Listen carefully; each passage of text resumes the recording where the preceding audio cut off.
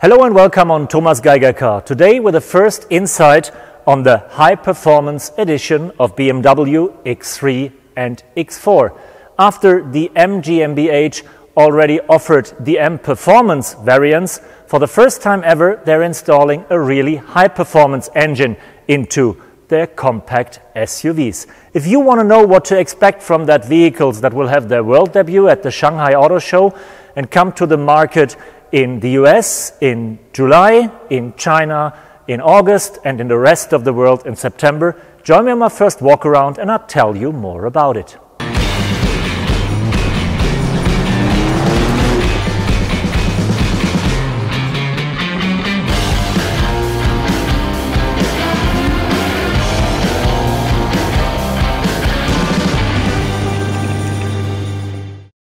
X3 and X4M will be powered by a brand new inline 6-cylinder engine, 3 liters of displacement, turbocharged.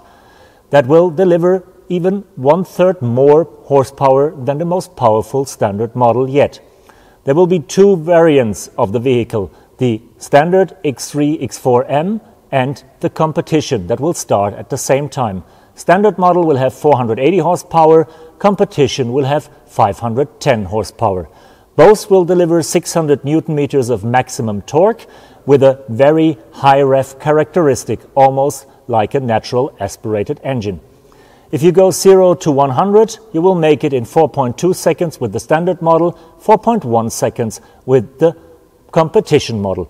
And if you buy the M Performance package, you don't have to stick with the 250 kilometers per hour. Then you can go 280 or even 285 if you go full throttle. If I'd be allowed to drive now, I should feel a big difference to the competitors. At least that's what the engineers are telling me. Because the X3, X4M is way more than just a powerful compact SUV. It should more feel like the X version of an M3, M4 limousine. For that reason, the engineers have changed quite a lot at suspension and at the drivetrain.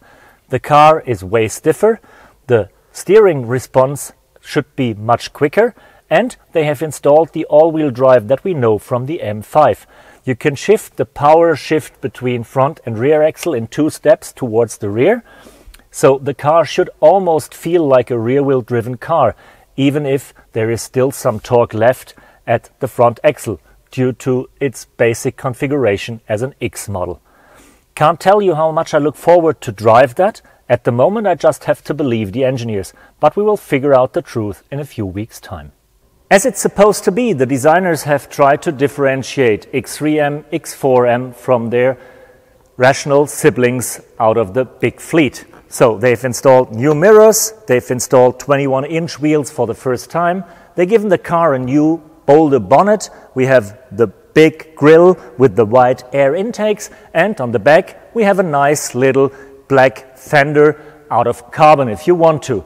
For my taste it's still a bit decent, perfect if you don't want to show off, a bit too less if you really want to show the proudness that you have and the power that you have, but there are lots of accessories. You can get carbon details and all the stuff to make that car shiny and bold.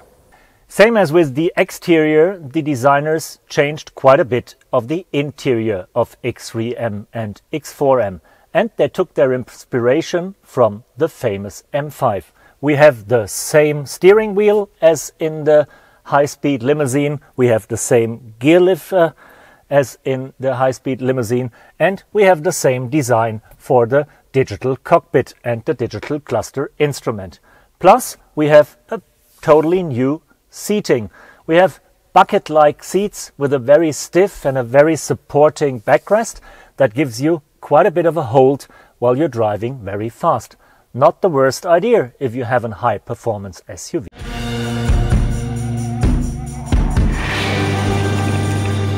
That's it for the moment with the first walk around at BMW X3M and X4M.